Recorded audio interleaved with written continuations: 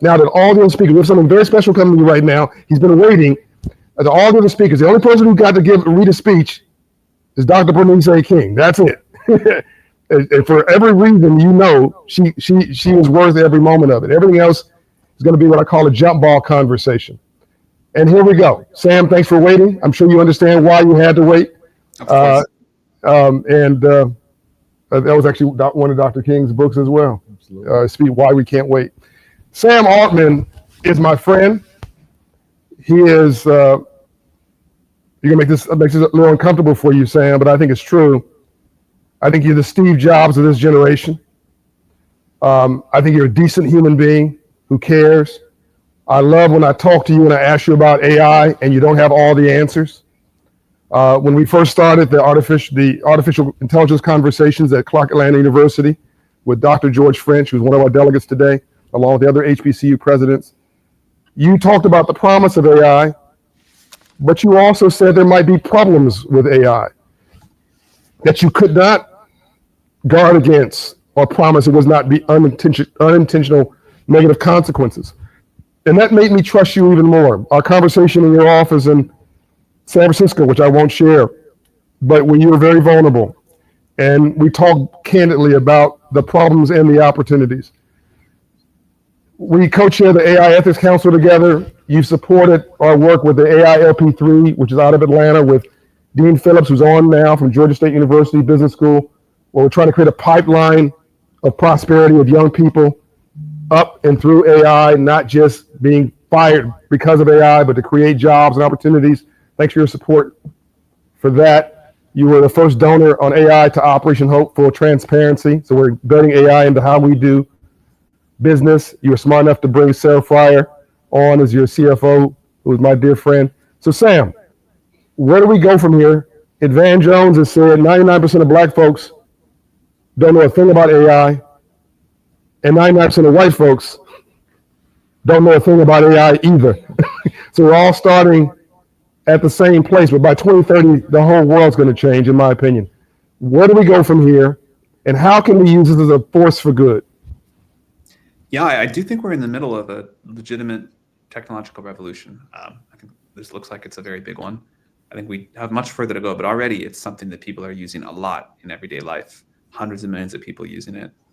People are doing better work. They're learning faster. It's transforming how healthcare works. It's creating unbelievable new economic opportunity. And I am hopeful that this will be a real time for an inclusive reset in the world. It's such a big deal. It's such a big change that I think all of the everything is kind of up for grabs.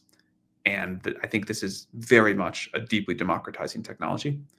And we can sort of figure out what it means to enable everyone in the world all at once. And I think we're starting to see that with how people are using ChatGPT, but it can go much, much further.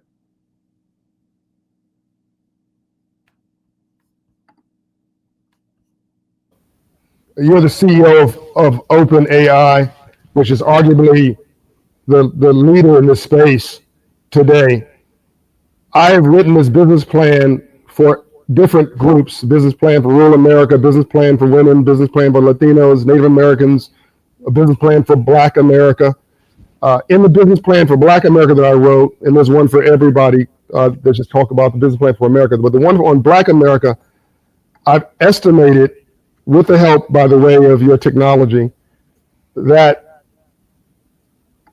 there's about $1 trillion that's possible in increased wealth creation for Black America between now and 2053 if we embrace artificial intelligence. Now, there's some other buckets of activity, which I'll get into. I won't waste our time on that here. But just the bucket of AI, if we do nothing, Black America will have a net worth of 0 by 2053. If we do nothing with what we're doing right now.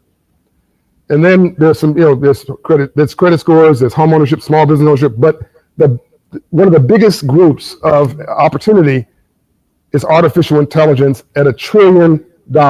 What does some of that opportunity look like in your opinion, Sam? This is, I'm a little biased because I spent so much of my life thinking about entrepreneurship, but what AI is doing for entrepreneurship is really quite amazing. I am hopeful that it means that people can start companies and do things that they never could before. We hear stories all the time from people using even ChatGPT in its current early form to run their entire business, to people to start companies that they just never thought they could before. People saying they have the leverage of a whole team of people before, and that kind of whatever they can think of, AI will increasingly be able to do. And I really care about entrepreneurship because I think it's the best way that we make the world better for everybody else. If we have more people with more ideas, being able to bring those ideas to life and get them to market faster, cheaper, and better, I think that's a huge thing. There will be many other areas that AI is important for, what it will do for education, for healthcare. There's a lot of talk about these, but what it's going to do for entrepreneurship is something that I am personally very excited about, and I think it can make entrepreneurship more inclusive than it's ever been before. Hey, Sam, this is Memphis Mayor Paul Young. Excited to be able to have a conversation with you today. Here in Memphis, there's a lot of talk about artificial intelligence and the infrastructure around it. What advice would you give to city leaders like myself that's mayor of a city where we have this infrastructure coming into the community? How can our people take advantage of this technology long term? And I mean job creation. What are the jobs that exist in the development of artificial intelligence that cities like Memphis can capitalize on? And Sam, after this answer the mayor's question, I know you've got to go. Thanks for squeezing it in. By the way, congratulations on your new member of the family.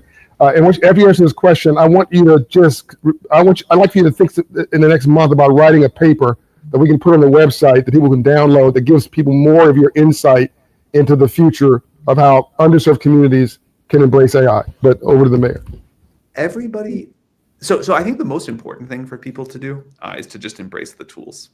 I think the biggest predictor of people that are going to be successful with AI, to contribute to it, to benefit from it, probably is just getting familiar with the tools. Yeah. I remember, when computer programming was becoming a big thing, the best advice was to learn to program.